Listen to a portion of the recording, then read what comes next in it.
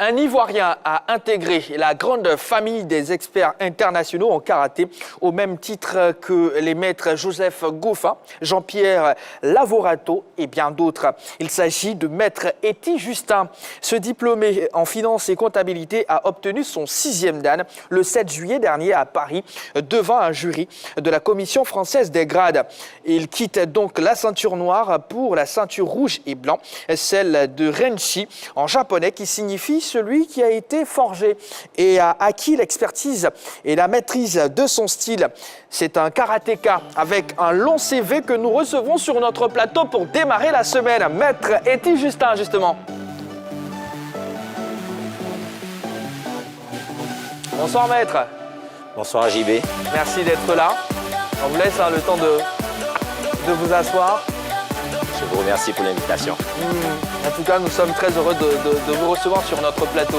Voilà, en face de vous, vous avez Ballot et Henri Joël Bois. Bonsoir. Bonsoir maître. Bonsoir Henri.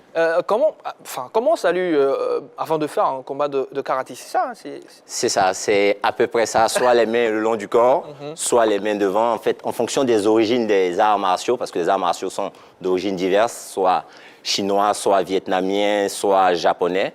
Et en fonction de l'origine, en fait, le salut diffère. Mais dans l'ensemble, c'est ça. C'est un signe de respect et d'humilité. En tout cas, j'ai essayé. Allez, maître, à 43 ans, aujourd'hui, vous êtes le plus jeune haut gradé en Côte d'Ivoire. Est-ce que vous pouvez revenir sur votre parcours? Comment ça a commencé? Le déclic est venu d'où? Je dirais que le déclic est venu comme la plupart des adolescents, en fait, des films d'arts martiaux japonais et chinois qu'on regarde à la télé. Donc, comme tout adolescent, sinon en préadolescence à l'âge de 8 ans, inspiré par ces films karaté que je visionnais, je me suis dit, pourquoi pas moi, pourquoi pas pratiquer les arts martiaux? C'est comme ça que j'ai un peu été initié par mon grand frère, Philippe, que je salue d'ailleurs, qui a bien voulu me former sur la terrasse de mon père, de mes parents, dans la cour familiale à Marcory. Et c'est comme ça que j'ai commencé à l'âge de 8 ans.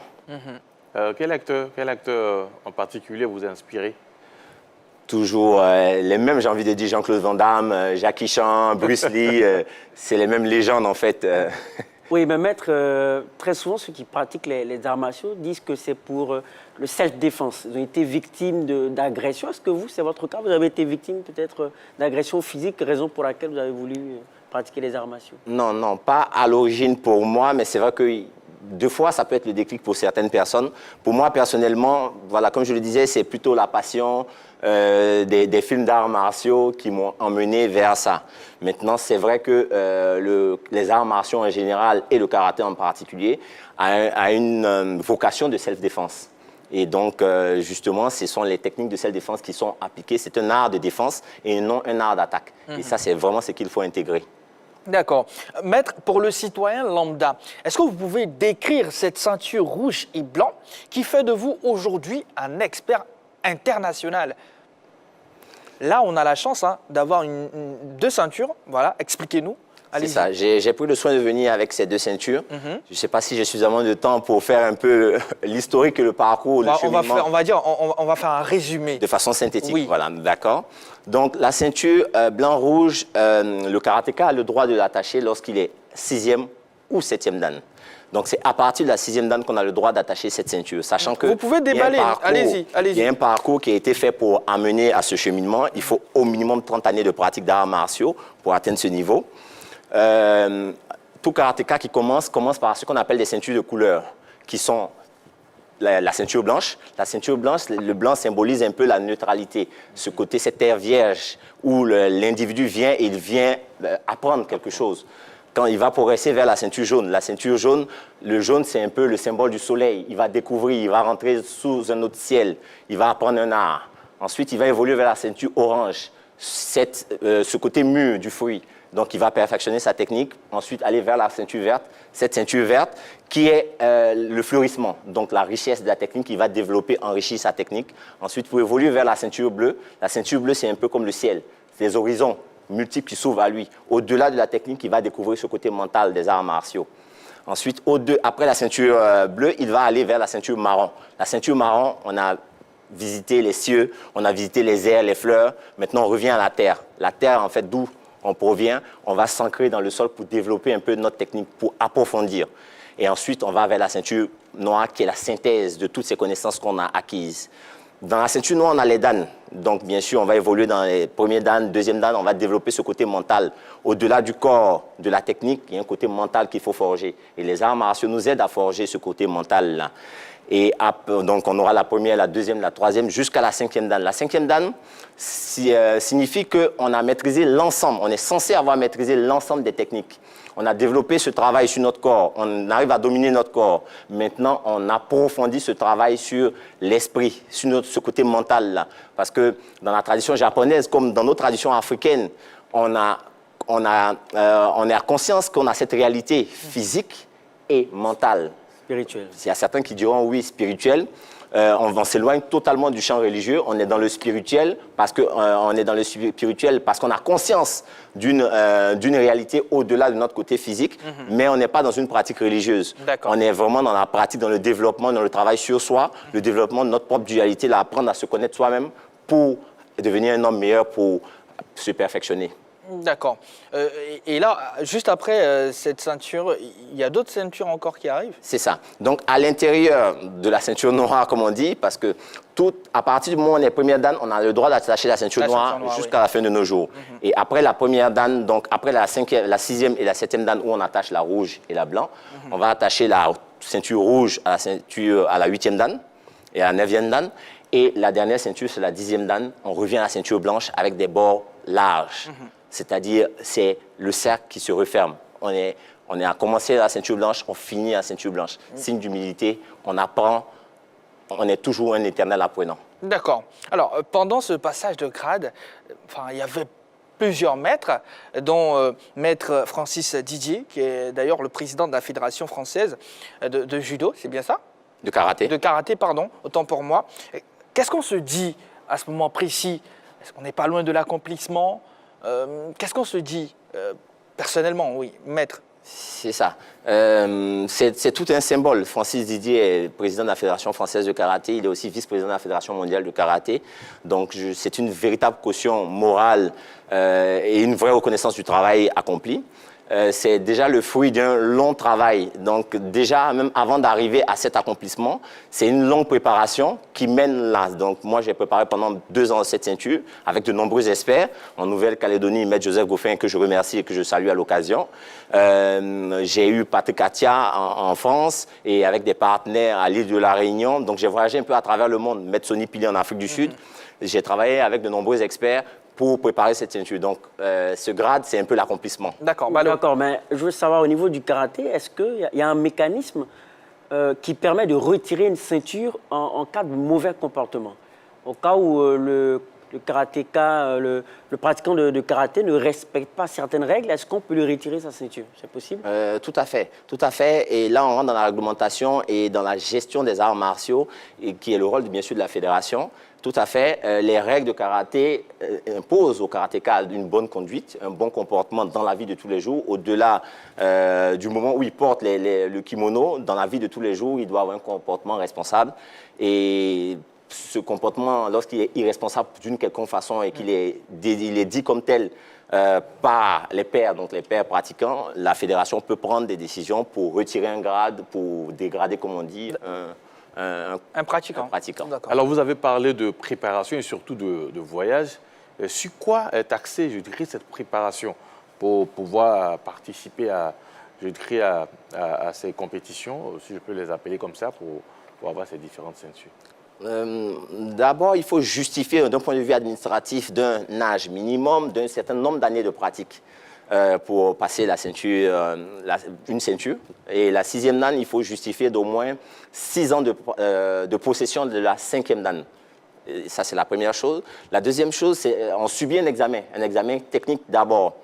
Cet examen est composé de différentes épreuves. Donc, il y a des combats. Il y a ce qu'on appelle des katas, qui sont des enchaînements qui sont conventionnels, qui sont connus, sur lesquels d'abord qu'on exécute et ensuite sur lesquels on fait des applications pratiques.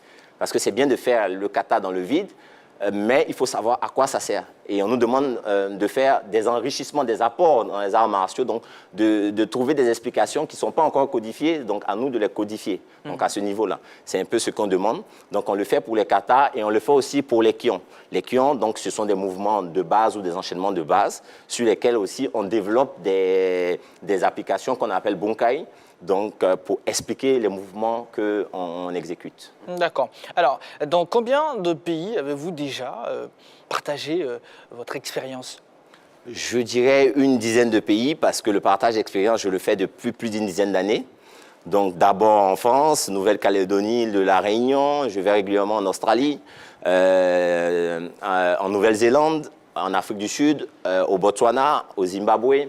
Donc c'est des pays où je vais m'entraîner, où je vais animer des stages, où je vais aussi apprendre avec certains experts. Et donc le karaté, comme je disais tantôt, c'est un apprentissage permanent. Donc j'apprends en donnant. Donc en animant des stages à l'international, je pense que j'apprends aussi énormément. Alors, maître, quels sont vos rapports avec la Fédération ivoirienne de karaté, bien sûr? Je pense que mes rapports avec la fédération sont très bons. Je suis régulièrement en contact avec le premier dirigeant de cette fédération, qui est Maître Fania Bouaka, que je salue à l'occasion. J'ai la chance de m'entraîner avec le directeur technique national, qui est Maître Ouattara Vamara, qui est l'un de mes aînés que je salue, l'un des plusieurs vice-présidents de cette fédération, qui sont certains de mes aînés avec qui je suis en contact régulièrement, et donc des dirigeants aussi du Shotokan, qui sont Maître Zogbo Aimé et autres, ils sont tous ceux-là mes aînés que je fréquente régulièrement et que je salue au passage. Maître Adou Niamien, qui est l'un des sages de cette fédération. Donc pour moi, je pense que les rapports sont très bons. Et justement, si je pense que si j'ai l'occasion, c'est l'occasion pour moi de lancer un appel, bien sûr, à cette union et à ce travail ensemble-là des karatékas ivoiriens, bien sûr, pour une bonne marche de notre discipline et pour la progression des arts martiaux et du karaté en particulier en Côte d'Ivoire. Alors, maître, je reviens un peu sur cette préparation et surtout sur tout ce qui vous a, tout votre parcours pour arriver à cette ceinture rouge et blanc que nous voyons là. Est-ce que vous êtes d'accord si on vous dit aujourd'hui que cela demande beaucoup de moyens, parce que ce n'est pas tout le monde qui peut le faire. Est-ce que vous êtes d'accord avec moi si je parle de moyens financiers assez conséquents pour pouvoir y arriver? Merci pour la question et je pense qu'elle vient à propos. Je dirais oui et non. Ou non d'abord. Non parce que le karaté, on a la chance de pouvoir le faire avec n'importe quelle tenue sur sa terrasse comme moi, j'ai commencé chez moi avant de solliciter mon père pour qu'il me paye des cours de karaté qui avait un tarif relativement modeste. Donc oui, on peut le faire avec n'importe quel budget. Lorsque on peut le faire avec 0 francs, c'est sûr que lorsqu'on monte à un certain niveau, ça demande quand même de s'équiper. Donc je parle des compétiteurs, je parle de ceux qui font de la compétition à l'international, ça demande de financer des voyages, ça demande de financer des équipements, ça demande de financer des déplacements même au niveau local. Donc ça demande un certain nombre de moyens. Oui, donc à un certain niveau quand même, c'est nécessaire. Mais pour l'apprentissage lui-même, j'ai envie de dire non, ce n'est pas nécessaire. Intégrer un club dans un quartier, intégrer une salle de sport, c'est à la portée de tout le monde. Oui, déjà au-delà même de l'initiation, au-delà de l'apprentissage du karaté, on sait qu'aujourd'hui on a le taekwondo qui brasse certains champions. Est-ce qu'au niveau du karaté, on a véritablement des non-ivoiriens qui peuvent demain nous apporter un bonheur sportif? Est-ce que le karaté peut devenir une grande discipline sportive en Côte d'Ivoire? Oui, je pense que le karaté a toujours eu et a toujours ce vivier-là d'athlètes qui ont ce potentiel de briller au niveau international. La difficulté que le karaté a aujourd'hui, c'est son manque d'exposition médiatique. Et donc, c'est l'occasion aussi pour moi de lancer cet appel-là. Donc, d'abord, bien sûr, aux sponsors, parce que c'est ces sponsors-là qui donnent ces moyens qu'il faut pour avoir cette exposition médiatique et pour pouvoir aussi permettre à nos athlètes de briller au niveau international. Donc, ce karaté-là, oui, à ce vivier-là, on a les hommes, on a les techniciens, les encadrants. Maintenant, il nous faut, bien sûr l'appui du ministère des Sports. Je pense que les choses sont en route et les choses se mettent en place. Le président de la fédération sera mieux placé que moi pour en parler. Mais déjà, on voit que nos athlètes commencent à sortir pour participer à des championnats régionaux. Mais je pense qu'il faut faire plus. Il faut aller au championnat d'Afrique. En décembre, il y a le championnat d'Afrique qui aura lieu. Il faut que nos athlètes y participent. On a des championnats du monde aujourd'hui. Donc, tout comme le taekwondo, le karaté a de nombreux tournois internationaux. La difficulté qu'on a, c'est que nos athlètes ne participent pas suffisamment à ces tournois-là. Donc, ils ne sont pas assez visibles, ils n'ont pas le temps de se frotter à la fine fleur internationale, justement, pour pouvoir faire déjà leurs armes et pouvoir briller comme nos athlètes du taekwondo, Cissé, Babli et autres. On a ce potentiel au karaté. Il faut juste qu'on nous donne les moyens et le potentiel de le faire. Mais au niveau régional déjà, quels sont les acquis? Vous avez dit que déjà on a des athlètes qui arrivent à participer aux compétitions au plan régional. Quels sont les acquis qu'on a pu obtenir déjà? Au niveau déjà ouest-africain, je pense que récemment le karaté était présent au championnat d'Afrique de zone. On a eu plus d'une trentaine de médailles. On a été deuxième nation derrière le Burkina. C'est très brillant. Maintenant, on peut faire mieux, on doit faire mieux. Et pour ça, il faut être présent sur des plateaux internationaux. Donc, je parlais tout à l'heure du championnat d'Afrique. Il y a des championnats, il y a l'Open de Paris, qui sont des compétitions très cotées qui a lieu généralement en janvier. On a le championnat du monde qui a lieu jusque-là chaque 2 ans. Donc, c'est des compétitions auxquelles nos athlètes doivent participer pour être vus encore plus à l'international. J'ai eu la chance de participer à de nombreux tournois internationaux, à des championnats du monde à mon temps lorsque j'étais athlète. Et je pense que ça nous a aidés. Notre génération a eu cette chance-là. Ça nous a aidés à nous imposer un peu sur les plateaux internationaux. Donc, je pense qu'on doit donner la chance à ceux qui viennent aujourd'hui d'avoir ces opportunités. Et quels sont ces athlètes-là? Puisqu'il s'agit de faire de la promotion, de mettre la lumière. Quels sont ces athlètes-là que déjà... Malheureusement, après une vingtaine d'années hors du territoire, je ne les connais pas tous et au risque d'en oublier certains, je ne vais pas tous les citer, mais je pense qu'il y a, par exemple, le jeune Kennedy qui s'entraîne avec nous à l'Abidjan Université Club. On a quelques athlètes comme ça, en fait, qui sont brillants et à qui il faut donner leur chance. D'accord. En tout cas, avec vous, dans quelques instants, on va voir un autre type de sport. Mais déjà, pour terminer, Maître, comment vous apportez votre expérience ou comment vous comptez apporter votre expérience, si ça ne se fait pas encore, à la Côte d'Ivoire ou même à l'Afrique? Bon, je pense que ça se fait déjà. Comment je compte apporter mon expérience, c'est déjà de me mettre à la disposition de ma fédération et de mon club. Je précise que ça fait plus d'une trentaine d'années que je suis licencié à l'Abidjan Université Club. C'est l'un des clubs qui m'a vu grandir. L'AUC? L'AUC, c'est ça. J'ai été licencié là-bas depuis l'âge de 12 ou 13 ans. Et aujourd'hui, je reviens d'Europe et je reprends une licence à l'Abidjan Université Club. Et je continue de m'entraîner là-bas. Je dispense des cours là-bas aux côtés de Maître Vamara et de Maître Évariste. Donc voilà, c'est déjà la première chose dans l'instruction, dans l'enseignement.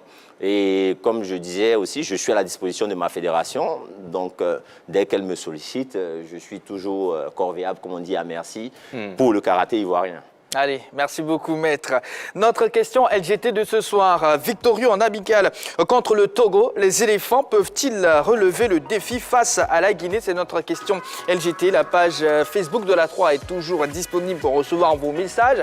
Le numéro de téléphone, plus 225 27 21 59 93 99. Eh bien, il faut savoir que Jean-Philippe Ouria et Martial Gourou vont nous rejoindre après la pub. Pour l'instant, avant de vous dire au revoir, on va suivre une vidéo. C'est un autre type de sport qui tient en haleine la jeunesse, c'est le Maracana. On revient tout de suite. Les dernières activités de masse de ces vacances ont pris fin le week-end dernier. Avec l'apothéose du spectaculaire tournoi dénommé Tchan-Tchan, les mordus de cette discipline de football n'ont pas boudé leur plaisir pour aller participer à la fête au Palais des Sports de Trècheville, malgré le prix exorbitant des tickets. C'était sans compter avec les inconditionnels qui ont pris d'assaut les gradins du palais. Dans une ambiance surchauffée, avec la présence de la légende du football ivoirien Didier Drogba, les deux équipes finalistes, à savoir Adjamé et Grand Bassam, ont gratifié le public d'un beau spectacle. Mais au finish, la formation d'Adjamé Adjamé est venu à bout de celle de la ville balnéaire sur le score de 1-0. Il n'y avait pas que le tchan-tchan ce week-end. La finale de la deuxième édition du tournoi Judy à Port-Boué 2, dirigée par son dynamique président Ibrahim Diallo, battait son plein. Les acteurs n'ont ménagé aucun effort pour offrir un beau spectacle. Le but inscrit du FC Bonanno depuis la 3e minute face au FC Techno n'a aucunement changé au terme de la rencontre. Et voilà, alors Henri Jo Albois, Ballot, maître. Déjà, Henri Jo, le tchan-tchan, c'est terminé. C'était ce week-end avec une belle victoire d'Adjamé. Un Salif déchargé, vraiment en feu. Oui, aujourd'hui, voilà, le tchan-tchan prend le pouvoir en ce qui concerne ces tournois de vacances, ces tournois de petits poteaux. Voilà, ça a commencé un peu timidement, mais au fur et à mesure que la compétition avançait, ça prenait de l'envergure. Et on a vu cette finale-là. Bon, on parle du tchan-tchan, c'est plutôt dans le sable, mais là, on a changé un peu d'espace, on est sur du dur. Et ça a été quand même une très belle fête et surtout, voilà, l'arrivée de Didier Drogba quand même a donné aussi un cachet spécial à cette finale. Et bien voilà, ça a été lancé, ça s'est réussi. On attend peut-être la deuxième édition, hein, peut-être l'année prochaine pour voir ce que ça va donner. Ballot. Oui, c'est une bonne nouvelle, d'autant plus qu'il y a eu l'engouement. C'est surtout l'engouement populaire qu'il faut féliciter également. Ça prouve que les Ivoiriens restent attachés à leur identité, c'est-à-dire le Maracana, qui est en train de se moderniser de plus en plus. Ça, c'est la bonne nouvelle. Et c'est très bien de savoir qu'aujourd'hui, les jeunes peuvent avoir une pratique qui peut leur permettre d'avoir déjà quelque chose d'important à gagner et surtout de pouvoir se réaliser parce que cette équipe d'Adjamé a pu avoir une grosse bagatelle. C'est déjà pas mal. Ils pourront réinvestir dans des secteurs d'activité. Ils pourront réinvestir aussi dans un certain nombre de domaines pour, pourquoi pas, gravir des échelons. Alors, maître, dans votre type d'art, est-ce que vous organisez pendant des vacances des stages comme ça, des tournois de cette façon? Oui, en effet, on organise régulièrement pendant les vacances des stages, déjà à destination des élèves, des étudiants, pour soit les initier, soit leur pour donner une activité qui leur permet de s'occuper sainement. Et donc, tout comme le tchan-tchan, tout comme le maracana dans les quartiers, je pense que c'est du sport, ça occupe sainement. Les arts martiaux, le karaté aussi offre, bien sûr, un plateau comme ça aux jeunes et aux adultes pour la pratique. Maître, merci beaucoup d'être passé. Je rappelle que vous êtes expert international de karaté. Voilà, nous avons été très heureux de vous recevoir sur notre plateau. On va se dire à bientôt. Merci et à bientôt. Allez, la Côte d'Ivoire n'est pas de tout repos pour cette fenêtre FIFA. La prochaine CAN se prépare maintenant. Nous avons affronté le Togo. La Guinée, c'est dans quelques heures seulement. On va recevoir après la pause, comme je l'ai dit il y a peu, Martial Gourou et Jean-Philippe Auria pour débriefer et parler également de la Guinée. Allez, à tout de suite. Ne zappez surtout pas.